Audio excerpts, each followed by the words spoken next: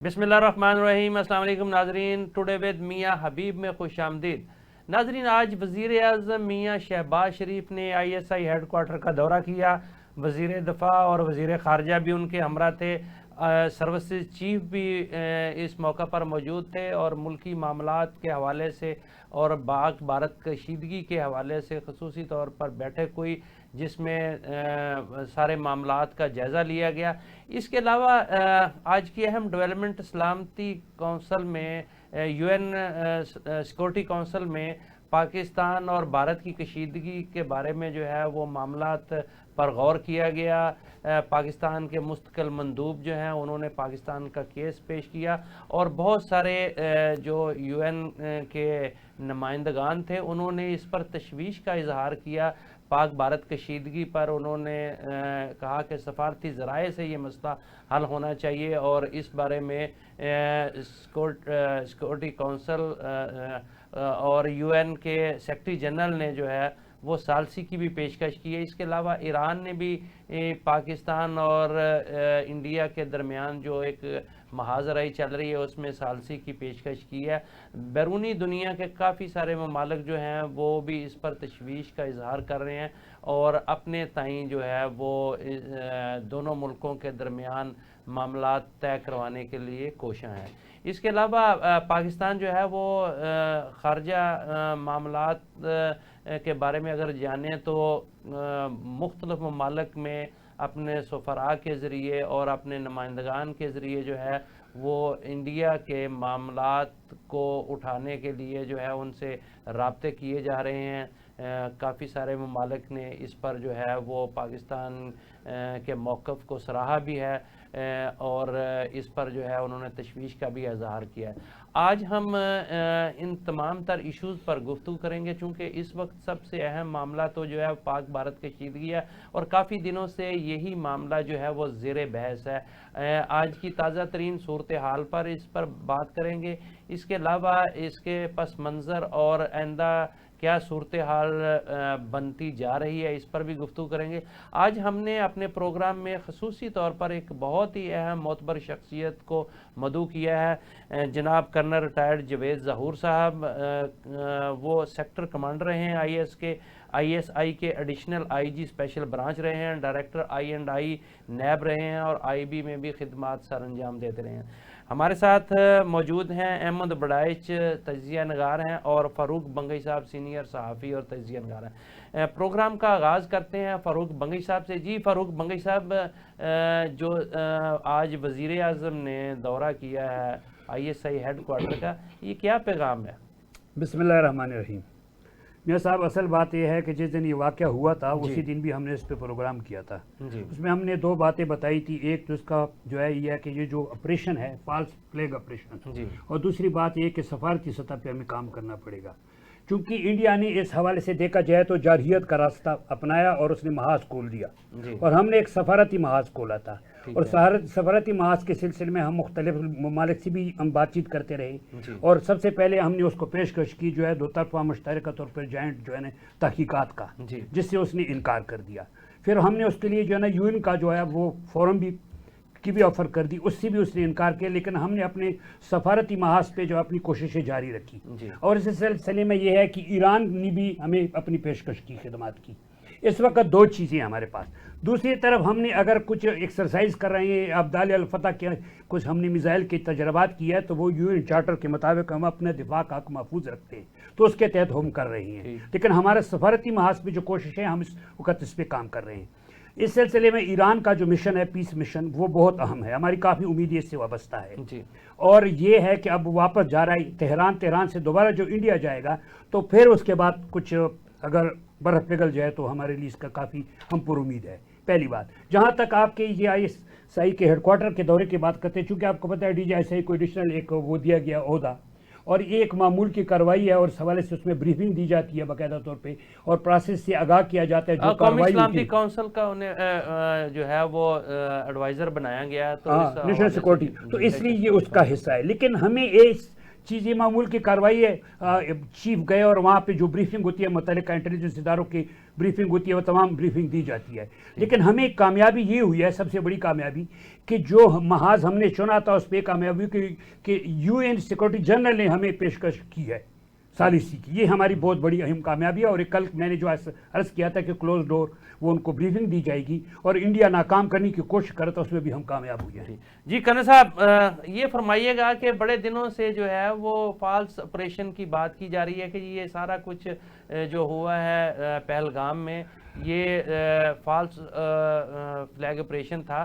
तो क्या किस बुनियादों पर पाकिस्तान जो है वो कहता है कि ये फॉल्स ऑपरेशन है? पाकिस्तान के पास इसका क्या जवाब है? तरह से अपने सामाईन सुनने वालों के लिए, देखने वालों के लिए कहना चाहूंगा कि मोदी साहब की जो मोदी की सियासत है वो महज नफरतों पर मबनी है। शुरू दिन से जब से वो इक़्तिदार में आए हैं उन्होंने पोलराइजेशन क्रिएट की है, हॉरिजॉन्टल हो, वर्टिकल हो, मुसलमानों के खिलाफ हो, पाकिस्तान के खिलाफ हो, कश्मीरियों की।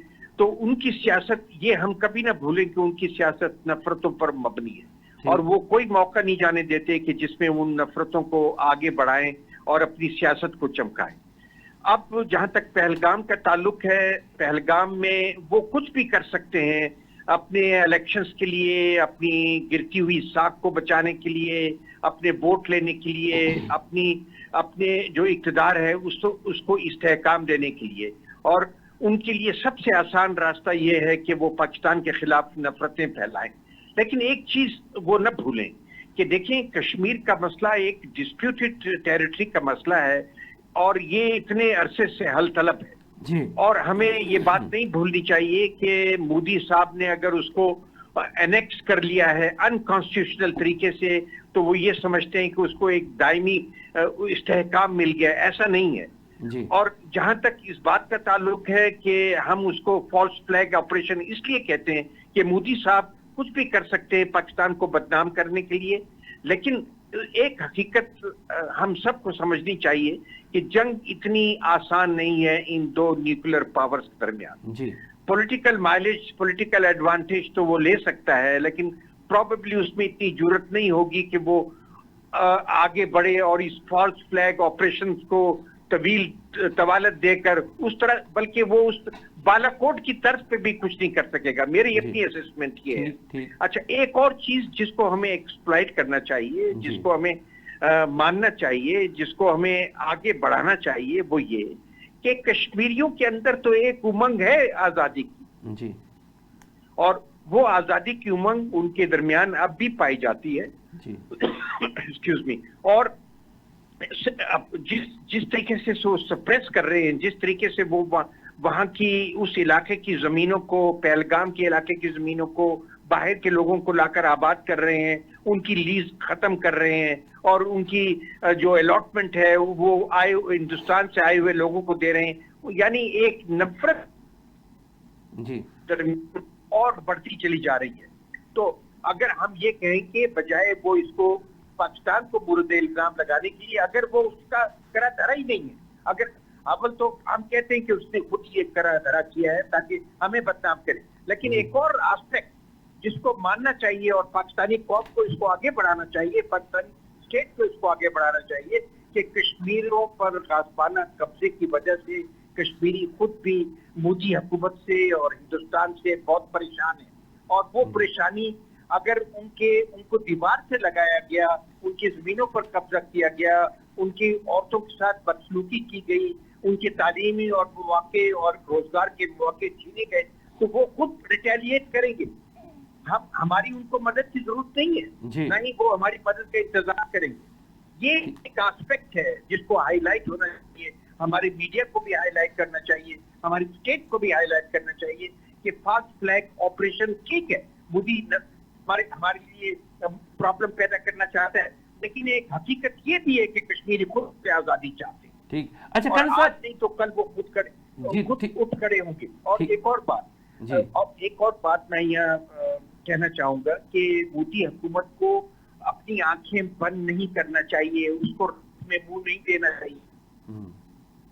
इशू किसी वक्त आप देखिए पहलगाम, फर्ज करें हम एक हाइपोथेटिकल क्वेश्चन लेते हैं कि पहलगाम में जो कुछ हुआ कश्मीरी मुजाहिदीन ने वहां किया, ठीक है, पाकिस्तान की उनको हिमायत नहीं थी, पाकिस्तान की कोई उनको सपोर्ट नहीं थी, लेकिन कश्मीरी मुजाहिदीन ने तंग आकर इन टूरिस्ट को या ये निशाना बनाया या दहशतगर्दी की या जो भी किया, जंग आजादी लड़ी। अब देखिए बॉर्डर कश्मीर का और अफगानिस्तान का खुला बॉर्डर है जी, वो ये हरकत कहीं और जाकर भी कर सकते हैं। कल वो जाकर फर्ज करें कि दिल्ली में पहुंच जाते हैं, बॉम्बे में पहुंच जाते हैं, वहां कोई टेररिस्ट एक्टिविटी करते हैं, हमारा उससे कोई ताल्लुक नहीं है, लेकिन वो अगर टेररिस्ट, अगर वो सरबकफन होकर, अगर वो सुसाइडल एक्ट करते हुए किसी पार्लियामेंट के इर्द गिर्द पहुंचकर कोई धमाका करते हैं, किसी को मारते हैं, तो क्या भारत उस पर भी हमें मुर्द इल्जाम ठहराएगा? उसको ये पता होना चाहिए कि पाकिस्तान का डिफेंस इतना स्ट्रांग है कि अब वो हमारी तरफ देख नहीं सकता, और दो न्यूक्लियर पावर के दरमियान वो हमें मुर्द इल्जाम ठहराकर एक न्यूक्लियर फ्लैश पॉइंट पर ले जाना चाहता है। ये बहुत खतरनाक बात है। ठीक, कर्नल साहब हमारे साथ ही रहिएगा। आपके लिए मैं सवाल छोड़ रहा हूं कि पाकिस्तान में बहुत बड़े बड़े वाकयात हुए और जिसमें हमें जो है शवाहिद भी मिले कि जो है इसमें बराह रास्त मुलव्वस है, इंडिया जो है वो फिनांस कर रहा है दहशतगर्दी को, लेकिन पाकिस्तान क्यों इस तरह का जवाब नहीं दे पाया, इसका हम आपसे जवाब हासिल करेंगे। हम शरीके गुफ्तगू कर लें अहमद बड़ाई साहब को। जी अहमद बड़ाई साहब, पाकिस्तान के पास क्या ऑप्शन कानूनी तौर पर मौजूद हैं कि पाकिस्तान पर जो इंडिया इल्ज़ाम तराशी कर रहा है, जिस किस्म की इश्ताल अंगेज़ी पैदा कर रहा है और ख़ास करके सिंध तास माहिदा की खिलाफ वर्जी कर रहा है, तो पाकिस्तान क्या कुछ ऑप्शन इस्तेमाल कर सकता है? बिस्मिल्लाहिर्रहमानिर्रहीम। सबसे पहले तो मियां साहब आपका और आपके जितना पैनल है सबका आपके वक्त का बहुत शुक्रिया। देखिए गुजारिश ये है कि ये दो चीज़ें हैं जी। एक तो ये सबसे पहले तो जो वाक़या हुआ है पहलगाम में जी। एक तो वो चीज़ है, उसके बाद दूसरी चीज़ सामने आती है सिंध ताश की। पहले नंबर पर आप ये देखिए कि जो पहलगाम का वाक़या हुआ है, जो प्लेस ऑफ अकरेंस है, ये कानूनी तौर पर सबसे पहले इसको फॉल्स फ्लैग इसलिए हम कह सकते हैं कि ये खुद साख्ता, झूठा, बेबुनियाद हालात, यानी कि हालातों वाक़यात से हटकर ये वाक़या है जिसको दुनिया, हम क्या दुनिया कोई तस्लीम नहीं करेगी। उसकी सबसे पहली बात तो ये है कि पुलिस 1.5 घंटे बाद वहां पे पहुंची है जहां पर ये वाकया रूनुमा हुआ है। ये मैं और आप नहीं कह रहे, ये वहां के जख्मी कह रहे हैं। जख्मी कहते हैं कि 1.5 घंटे के बाद पुलिस वहां पे पहुंची है, जबकि FIR जो है वो 10 मिनट के बाद कट गई है। इसको झूठा होने के लिए एक यही चीज काफी है। सबसे पहले होना ये चाहिए था कि आप किसी मुल्क के ऊपर या हमारे ऊपर इल्जाम तब लगाते जब आप तहकीकात कर लेते, आप वहां पे पहुंचते, आप जाकर वहां पे देखते, लोगों से पूछते, इर्द गिर्द का माहौल चेक करते, आप फिर कहते कि इल्जाम लगाते किसी के ऊपर और उसके बाद फिर आप FIR करते। देखिए AK-47 वैसे वहां पे कैसे पहुंच गई, अमेरिकन राइफलें वहां पे कैसे पहुंच गई, और जो लोग वहां पे पहुंचे हैं, जैसे करण साहब भी बात कर रहे थे कि उनकी अंदरूनी भी मतलब तरीके जैसे चल रही हैं, वो लोग 1-2 दिन में तो नहीं पहुंच गए। पाकिस्तान से तकरीबन 400 किलोमीटर दूर वो इलाका है, श्रीनगर से 96 किलोमीटर का फासला बनता है जहां पर ये वाकया हो रहा है। और ये वाकयात जो है वो 1993 से हो रहे हैं आज तक के लिए, और ये फिल फॉर उनका पाकिस्तान के ऊपर इल्जाम लगाना बगैर तहकीकात किए और बगैर किसी एविडेंस के, ये कानूनन बिल्कुल ये खिलाफ वर्जी है। उन्होंने यानी कि ये बिल्कुल एक वो घनौना इल्जाम लगाया जिसके उनके पास कोई यानी कि वो सबूत नहीं है, जो दुनिया भी कह रही है, यानी कि न्यूयॉर्क टाइम्स भी कह रहे हैं और दूसरे ममालिक भी जितने भी हैं वो सारे भी इनको कह रहे हैं कि ये बिल्कुल आपने जो बेबुनियाद इल्जाम लगाया और आपके पास कोई सबूत नहीं है। मैं कहता हूँ कि अगर आप मुझे बतौर एक लॉ के स्टूडेंट के भी मतलब तजियाकारी के साथ अगर सवाल पूछे तो मैं कहता हूँ इसकी FIR जो है वो हिंदुस्तान की रियासत के ऊपर होनी चाहिए और इसमें कश्मीर को मुद्दई होना चाहिए। मकबूजा कश्मीर के लोगों को इस FIR का मुद्दई होना चाहिए। FIR कटनी चाहिए मोदी के खिलाफ, रियासत भारत के खिलाफ, उनकी ISI के खिलाफ, उनकी जो एस्टेब्लिशमेंट है उसके खिलाफ, रा के खिलाफ कटनी चाहिए। रा इसमें उन लोगों के, हम तो पुरअमन मुल्क हैं, जिम्मेदार मुल्क हैं, एटॉमिक मुल्क हैं, हम तो ये उनके मतलब हमने मजम्मत की, यानी कि 23 अप्रैल को जब सलामती कौंसिल का इजलास हुआ पाकिस्तान में प्राइम मिनिस्टर की सरबराही में, हमने मजम्मत की, हमने कहा इंसानी जानों का जो ज़िया हुआ है उस पर पाकिस्तान जो है वो इज़हार यानी कि मजम्मत करता है और तकलीफ महसूस करता है। और इसकी FIR जो असल मुल्ज़मान है उनके ऊपर होनी चाहिए। अच्छा, ये अहमद हमें बताइएगा, बल्कि नाजरीन यहाँ वक्त हुआ है कि छोटे से कमर्शियल ब्रेक है, जब ब्रेक से वापस आएंगे तो फिर अहमद से पूछेंगे कि पाकिस्तान जो है इसको किसी इंटरनेशनल कोर्ट में ले जा सकता है इस मामले को। हमारे साथ ही रहिएगा, थोड़ी देर बाद फिर आपकी खिदमत में हाजिर होते हैं। वेलकम बैक नाजरीन, हम गुफ्तगू कर रहे थे पहलगाम वाक़या के हवाले से, पाकिस्तान और इंडिया के दरमियान जो टेंशन है और उसके मुहरकात और उसके आइंदा मामलात किस करवट बैठेगा, इस हवाले से हमारे साथ मौजूद हैं कर्नल रिटायर्ड जवेद ज़हूर साहब, अहमद बड़ाई साहब और फ़ारूक बंगई साहब। जी कर्नल साहब, आपके लिए मैंने सवाल छोड़ा था कि पाकिस्तान में बहुत बड़े बड़े वाक़यात हुए, लेकिन पाकिस्तान ने इस तरह का रद्द अमल ज़ाहिर नहीं किया।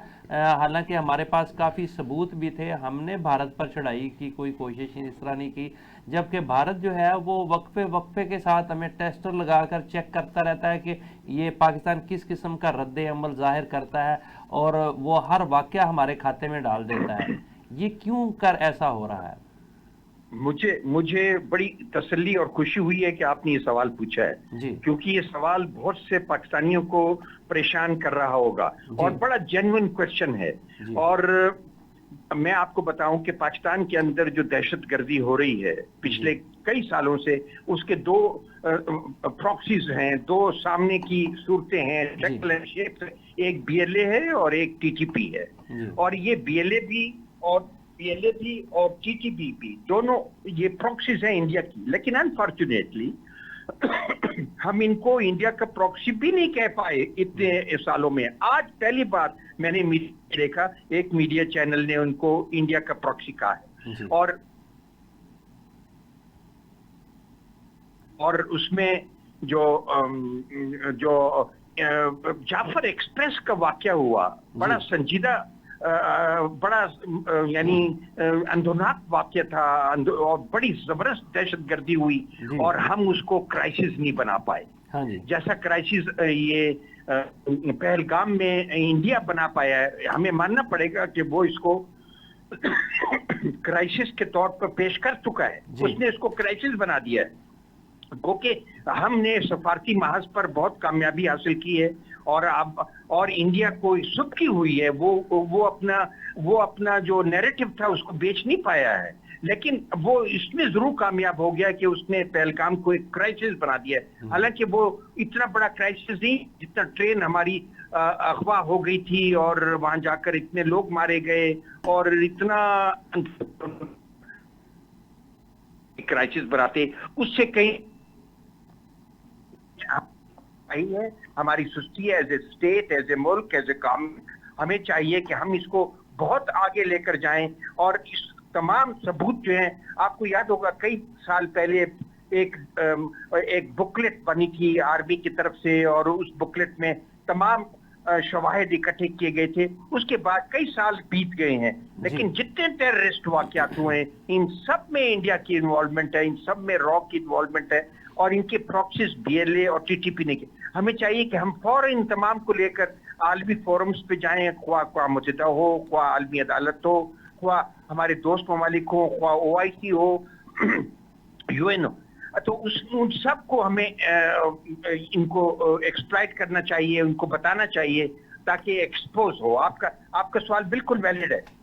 जी जी जी फ़ारूक बंगई साहब, आपने बात की थी ईरान की सालसी के हवाले से, तो क्या समझते हैं कोई इसमें कोई पेशरफ्त मुमकिन है? क्या ये मामला जो है किसी सालसी से टल जाएगा या कि किसी युद्ध की तवक्को कर रहे हैं आप भी?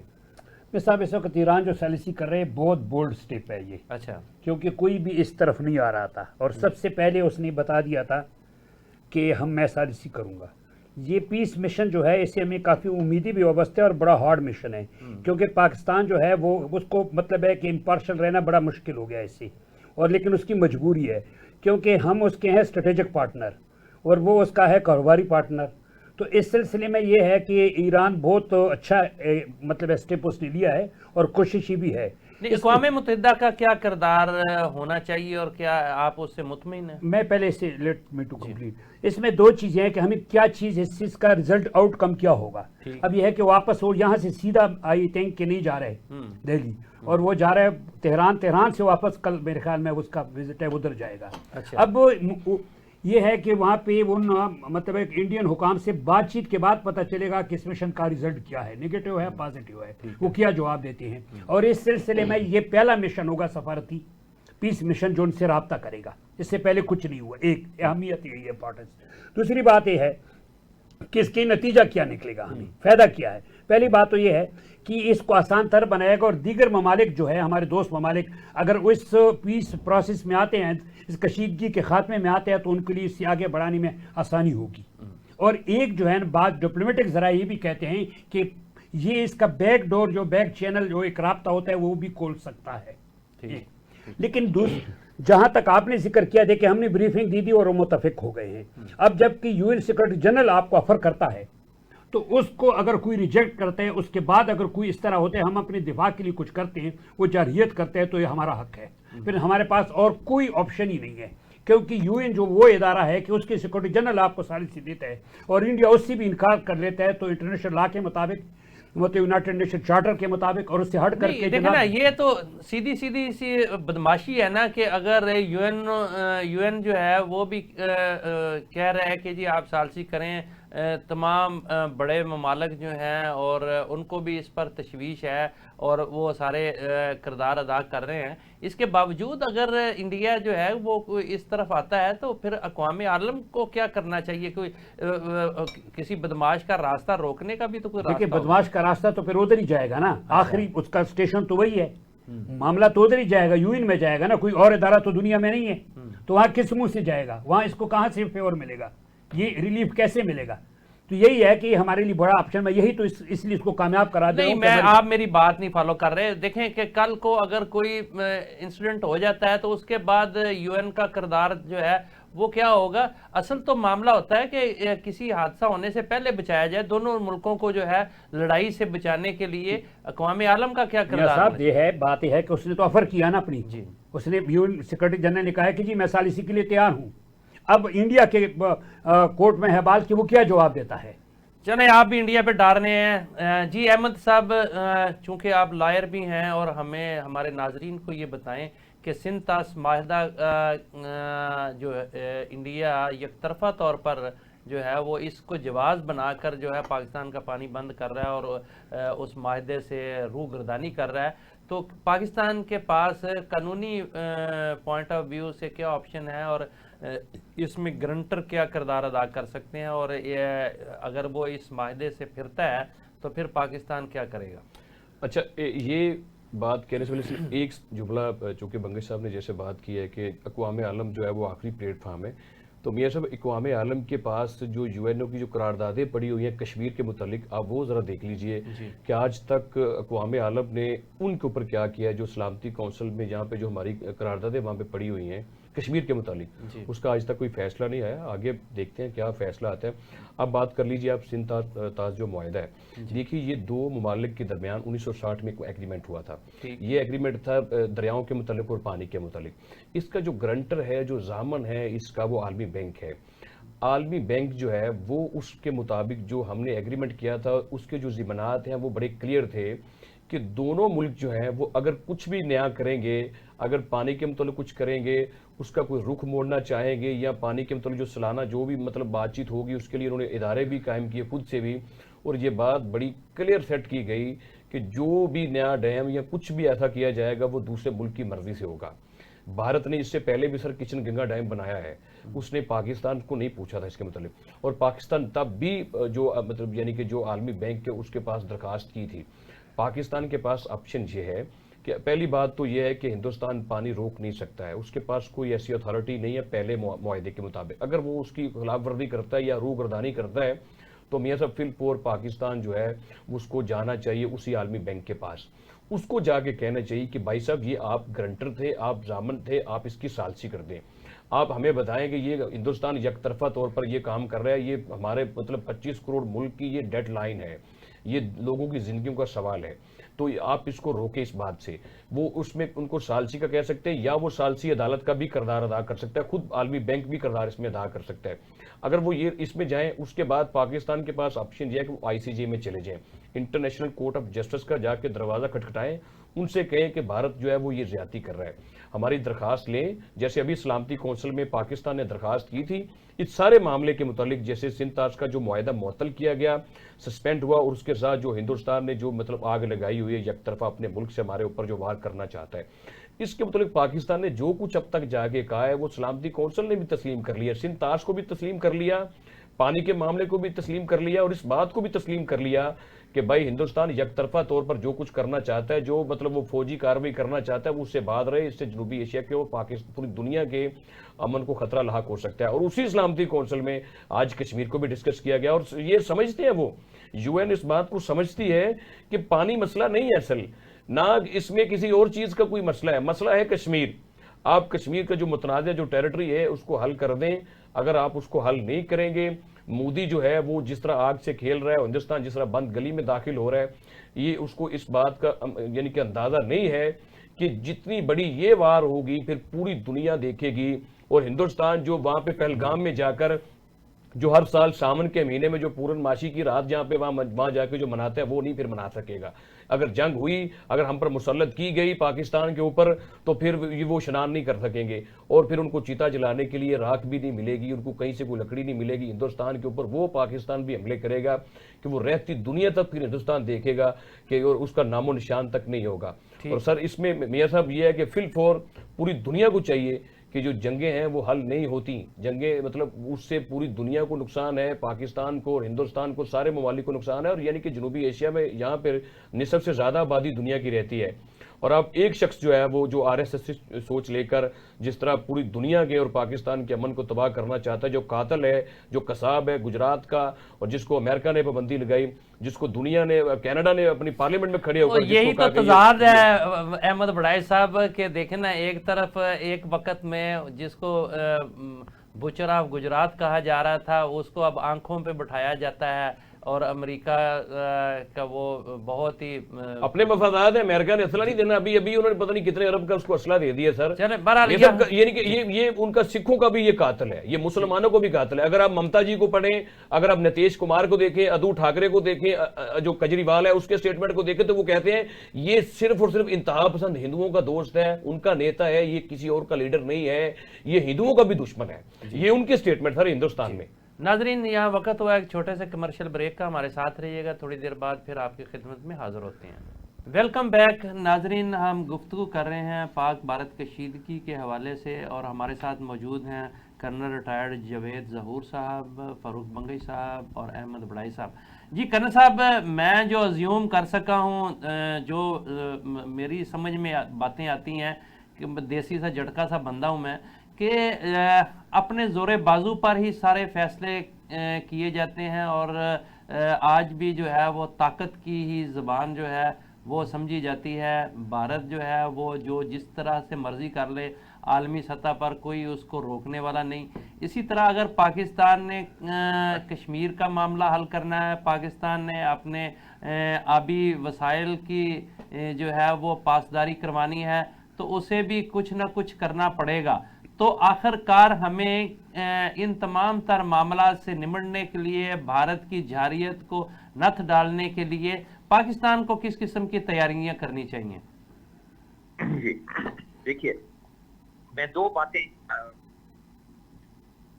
जी। पहली तो सालसी की बात है जी। हम सालसी में इतने इंटरेस्टेड नहीं होने चाहिए जी। अगर अमन में भारत इतना इंटरेस्टेड नहीं है, हम भी अमन में इतने इंटरेस्टेड नहीं है। हमें जिस चीज पर एम्फेसाइज करना चाहिए जी, जिस चीज पर हमें आदमी को जगाना चाहिए, जिस चीज पे हमें अपने दोस्त ममालिक को आगे लाना चाहिए, वो है कश्मीर के मसले का हल। ठीक।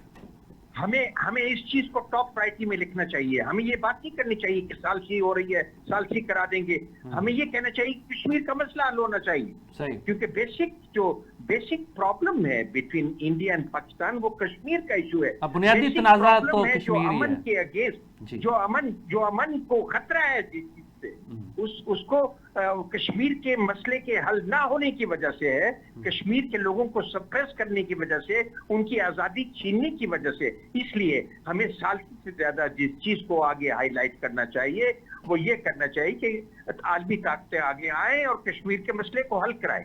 एक तो ये बात। दूसरी बात,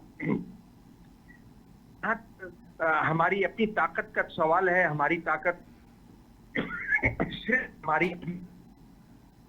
हमें बड़ी ताकत नहीं रखनी चाहिए। जिस तरह वड़ैच साहब ने भी कहा, अमेरिका के इंडिया के साथ मुआहदे हैं, अमेरिका इंडिया के साथ डिफेंस पैक्ट के करीब करीब पहुंच चुका है, वो उनको असले दे रहा है, और वो कभी भी इतनी बड़ी पॉपुलेशन को जो उसकी इकोनॉमी के लिए बहुत जरूरी है, बल्कि वहां अब जो हुकूमत है उसमें बहुत सारे एहलकार, बहुत सारे अपॉइंटीज जो हैं वो इससे ताल्लुक रखते हैं। तो हमें ज्योग्राफिकल रियलिटी को मानना पड़ेगा। ज्योग्राफिकल रियलिटी ये है कि हम एशिया में रहते हैं, ज्योग्राफिकल रियलिटी ये है कि हम चाइना के नेबर हैं, ज्योग्राफिकल रियलिटी ये है कि हम रशिया के नेबर हैं, ज्योग्राफिकल रियलिटी ये है कि हम इंडिया के साथ पड़ोसी हैं, लेकिन इंडिया और हमारा ऐसा डिस्प्यूट है जो हल नहीं हो पा रहा। तो इन तमाम रियलिटीज को देखते हुए हमें आगे की तरफ सोचना पड़ेगा।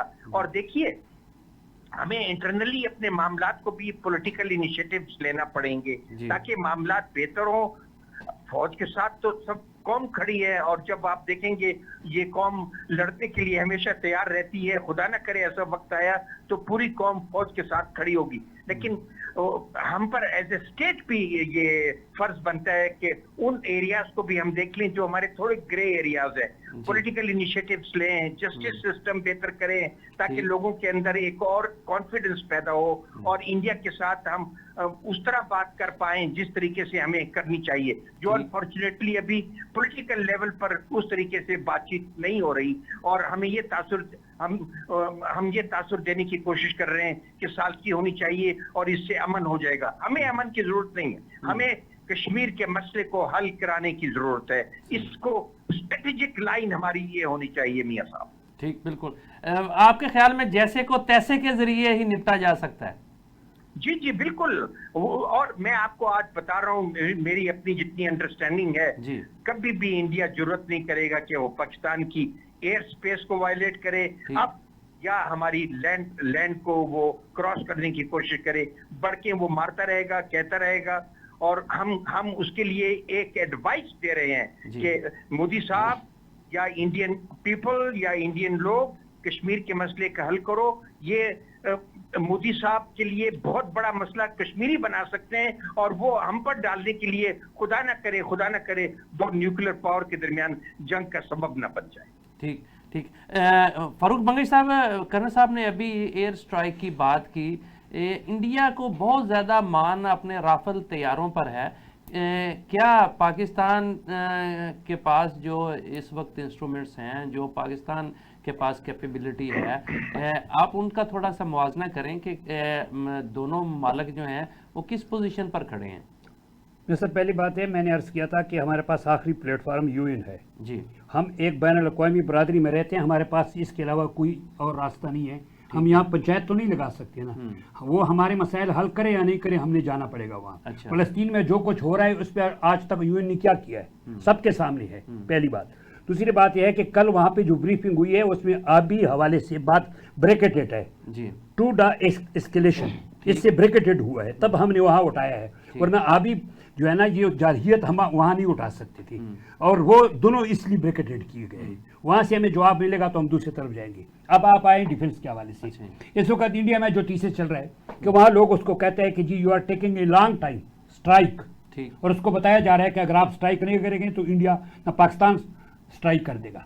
लेकिन वहाँ की जो आर्मर्ड फोर्सेज है या एयर फोर्स है वो डिले की पोजीशन, वो कहता नहीं जी हमें अभी वी नीड टू प्रिपेयर, उनका जवाब यही है।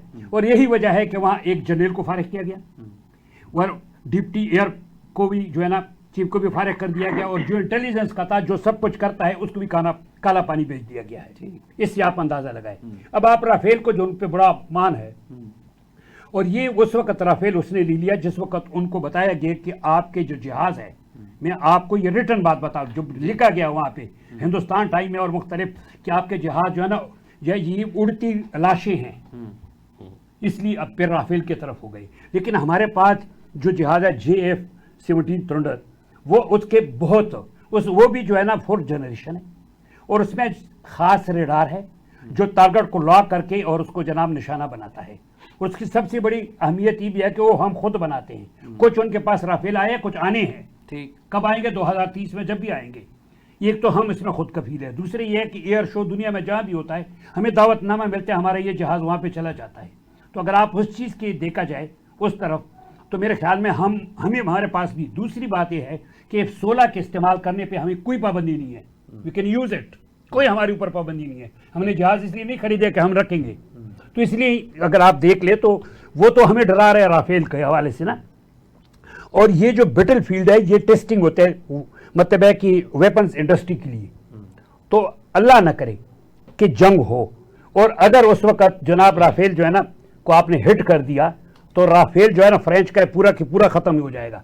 उनको एक ज़राए के मुताबिक ये भी बताया गया कि आप ज़रा थोड़ा मोहतात रहे, इतना जल्दी न करें इन्हों कि हमारी इंडस्ट्री का बेड़ा गर्क कर दे। ठीक जी। अहमद साहब, अभी बात हो रही थी सालसी की, और दो राय पाई जाती हैं कि सालसी की तरफ जाना चाहिए, नहीं जाना चाहिए। आप क्या कहेंगे, मामलात को किस तरह से हल किया जा सकता है? देखिए बेशक बड़े मुल्कों के बड़े मफादात होते हैं जी, और ये याद रखना चाहिए हमें कि सालसी के लिए अगर चाइना है, रशिया है, ईरान है, तुर्की है, सऊदी अरेबिया है, हत्ता कि यूरोप है या बरतानिया है, उसकी तो हमें समझ आती है। लेकिन अमेरिका की सालसी की समझ मुझे ज़ाती तौर पर नहीं आती, क्योंकि अमेरिका का जो इंटरेस्ट है, उसका जो मफाद है, अभी 3-4 दिन पहले उसने अरबों डॉलर का मुआहदा किया है हिंदुस्तान के साथ असले का। अच्छा, आप मुझे बताइए कि एक हाथ से आप किसी को खंजर दे दें और दूसरे हाथ से आप उसे कहें कि भाई रुक जाओ। अगर तो सालसी करवानी है मेरिट के ऊपर, तो फिर ये जितने तमाम बड़े ममालिक हैं उसमें रशिया को, चाइना को, ईरान को भी, जिनके जो हमारे इस्लामी मुल्क हैं उनको भी शामिल करें, बरतानिया को शामिल करें। और सबसे जो अहम रोल है, देखिए हम यूनाइटेड नेशन क्यों बनी थी, यूएनओ का मतलब क्या है? यूएनओ को तो मतलब ये था कि हम सब मुत्तहिद होंगे, हम यूनाइट होकर पूरी दुनिया के जो अमन है, जो उसकी सलामती है, जो इंसानी हकूक की खिलाफ वर्जियां हैं, उनको डिस्कस करेंगे। उनका मकसद तो ये था बनाने का कि दुनिया कुरान के ऊपर जो 8 अरब के करीब जो लोग रहते हैं, उन 8 अरब लोगों के हम जामन हैं।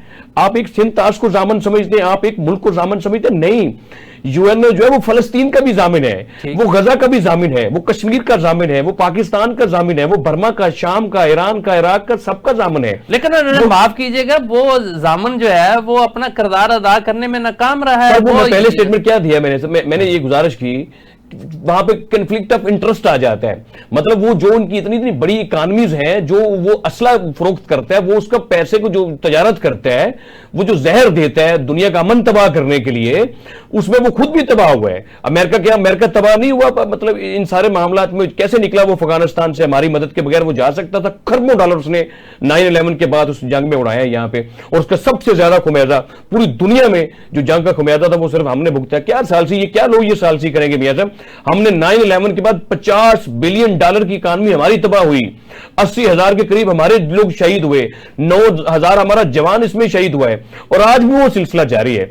अगर आप जो मतलब अगर आप चाहते हैं कि दुनिया में अमन हो, अगर आप चाहते हैं कि दुनिया में सही तरीके से मतलब चीजें आगे बढ़नी चाहिए, तो फिर आप ये जो इंटरनल वार है उसको खत्म करें, जो कॉन्फ्लिक्ट इश्यूज हैं उनको खत्म कर दें।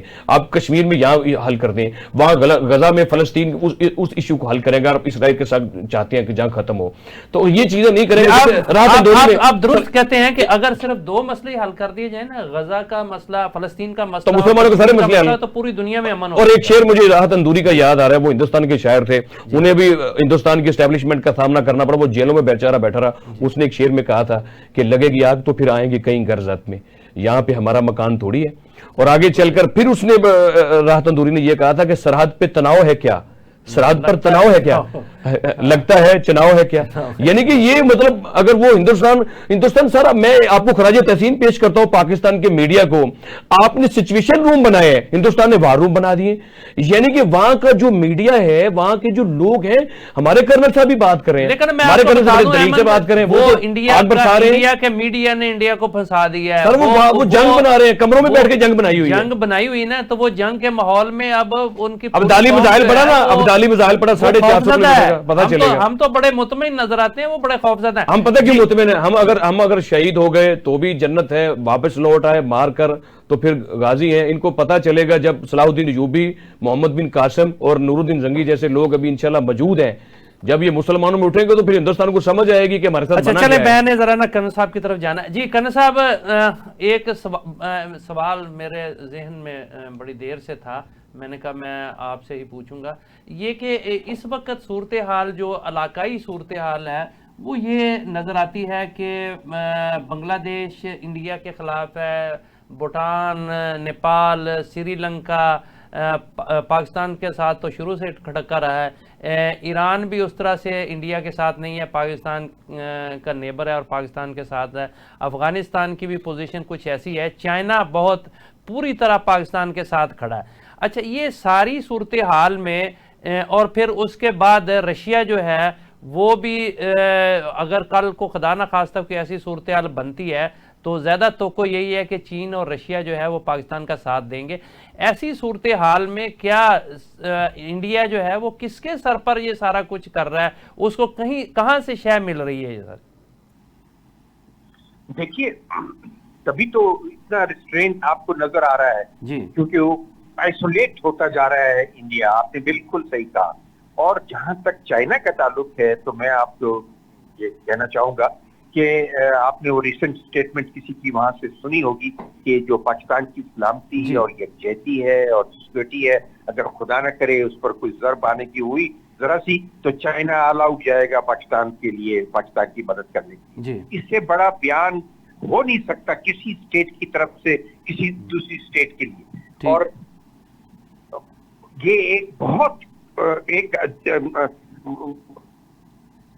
अच्छा, दूसरी जो बात है, खास तौर पे बांग्लादेश की वजह से इंडिया बहुत परेशान है। वहां तो ऑलमोस्ट इंडिया के अगेंस्ट नफरत आना चाहते हैं, बल्कि हमें तो चाहिए कि हम इनिशिएटिव्स लें और बांग्लादेश के साथ वो ताल्लुक काम करें कि जो एक लूज कन्फेडरेशन के करीब करीब हमें ले जाए। ठीक, तो आप इस मामले में बिल्कुल सही कहते। देखिए, अब ये मौका है, मैं फिर आपसे उस बात को कहना चाहूंगा क्योंकि मैं स्ट्रेटेजिकली इस मामले को देख रहा हूं किसी और एंगल से, और वो सबसे बड़ा एंगल है कि ये मौका है कि हम कश्मीर के इशू को हाईलाइट करें। ठीक, अगर आज अमन को खतरा है पाकिस्तान और इंडिया के दरमियान, न्यूक्लियर खुदा ना करे जंग छिड़ने का खतरा है, वो सिर्फ एक वजह से है और वो इस दहशतगर्दी की वजह से नहीं है जिसको इंडिया दहशतगर्दी कहता है, वो है मसला कश्मीर के इशू का। तो हमारी स्ट्रेटेजिक लाइन जिसमें अनफॉर्चुनेटली हमारी पॉलिटिकल गवर्नमेंट बिल्कुल नाकाम नजर आती है, उसको तमाम कैपिटल्स में नॉक करना चाहिए, तमाम कैपिटल्स में कॉन्फ्रेंसेस करना चाहिए, तमाम कैपिटल्स में फोरम्स पे, यूएनओ के फोरम पे मामलात को ले जाना चाहिए कि कश्मीर के इशू को, जो कि 70 साल 75 साल से पुराना इशू एक चल रहा है, इसको हल करने का मौका आ गया है। वरना ये देखिए, हमें ये स्ट्रेटेजिक लाइन लेना चाहिए कि कश्मीरी हमारे कंट्रोल में नहीं है, और भी यही है कि फिजिकली हम कश्मीर की कोई मदद नहीं कर रहे। हाँ, उनके साथ खड़े हैं, डिप्लोमेटिकली हम उनके साथ खड़े, मॉरली हम उनके साथ खड़े, और हम उनके कॉज के लिए हर फोरम पर जाने के लिए तैयार हैं और लड़ रहे हैं हम। लेकिन हमें ये पावर कराना चाहिए, ये एक पॉलिटिकल जिम्मेदारी है हमारी स्टेट की कि हम कैपिटल्स को, मुख्तलिफ फोरम्स को ये पावर कराएं कि कश्मीर का इशू अगर हल नहीं होता तो आगे कल सिचुएशन और बढ़ सकती, कई पहलगाम हो सकते हैं, और उसमें हमारा कोई ताल्लुक नहीं होगा। लेकिन मोदी अपनी खिफत को मिटाने के लिए और अपनी ईगो को बचाने के लिए वो किसी हद तक जा सकता है, और ये खिता पूरे का पूरा खिता खुदा ना करे एक शोले में बदल सकता है। ये एक ऐसी अहम बात है जो मैं आपसे कर रहा हूं, और आप मीडिया को चाहिए कि इस चीज को, इस इनिशिएटिव को पिक करे और आगे चलाए, और इस स्ट्रेटेजिक लाइन को करण साहब, हमारा है ना प्रोग्राम का टाइम खत्म हो रहा है और फरूक बंगई साहब भी कोई जरूरी बात करना चाह रहे हैं। जी बंगई साहब। यह सब बात यह है कि war is last in bad option. जी, हम जो सफारती जंग लड़े इसका मतलब नहीं है कि हम कमजोर है, सिर्फ बात यह है कि हम कोशिश करें कि कुछ हो, कुछ निकल आए रास्ता। अगर रास्ता नहीं निकलता है तो पाकिस्तान हमेशा से अमन का दही रहा है। अगर रास्ता नहीं निकल आता है, रास्ता नहीं निकलता है तो आप देखें अब्दाली जो है स्पेसिफिक टेक्निकल न्यूक्लियर वेपन है और अल-फतह जो है वो कन्वेंशनल मिसाइल है। ये माहिरीन के लिए इसमें बहुत बड़ी बात है, नाज़रीन से ज्यादा माहिरीन के लिए। तो इंडिया को भी पता है कि जो कुछ फिर हम करेंगे तो उसका ये है कि ये इस वक्त जो है ये फ्लैश पॉइंट नहीं है, न्यूक्लियर फ्लैश पॉइंट है। ठीक ठीक ठीक। बहुत शुक्रिया कर्नल रिटायर्ड जवेद ज़हूर साहब गुफ्तगू करने का, जनाब अहमद बड़ाई साहब और जनाब फरूक बंगई साहब आपका बहुत शुक्रिया। नाजरीन प्रोग्राम देखने के लिए आपका भी बहुत शुक्रिया। अपना बहुत सारा ख्याल रखिएगा। इजाज़त दीजिए। अल्लाह हाफिज़।